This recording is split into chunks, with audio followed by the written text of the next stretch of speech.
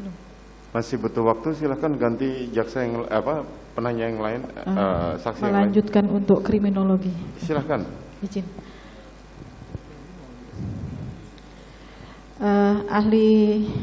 Saudara ahli, tadi saudara menerangkan perihal motif ya. Dari berbagai macam motif, tadi kan motif mengenai harkat dan martabat, motif persaingan percintaan, bisnis, terus apa lagi satu lagi tadi?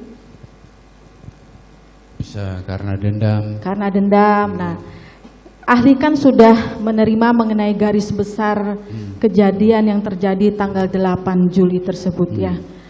Menurut ahli, untuk motif dari berbagai motif ini, bisa nggak motif dari jangka waktu yang sudah diterangkan oleh dalam garis besar itu, kejadiannya sekitar berapa menit itu, bisa nggak motif pelecehan seksual itu menjadi motif dalam perkara ini yang utama? Ya, bisa sepanjang dicukupi dengan bukti-bukti.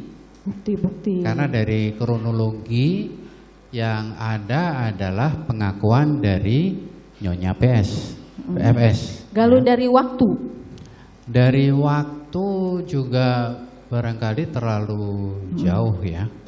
Karena yang menarik begini, bagi seorang perwira tinggi polisi, dia tahu kalau peristiwa perkosaan itu membutuhkan bukti dan saksi. Ya. Satu alat bukti tidak cukup. Dan harus ada visum yang diperoleh. Tapi tindakan-tindakan itu tidak dilakukan. Tidak dilakukan. Meminta kepada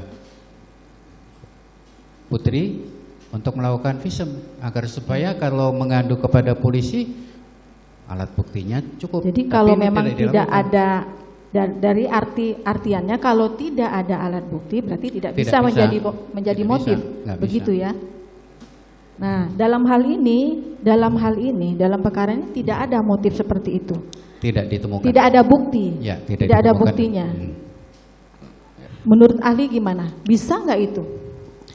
Yang jelas adalah ada kemarahan yang dialami oleh pelaku yang berhubungan dengan peristiwa di Magelang, tapi tidak jelas. Tidak jelas. Tidak jelas. Artinya tidak ada bukti, tidak ada alat bukti yang mengarah ke situ. Ya.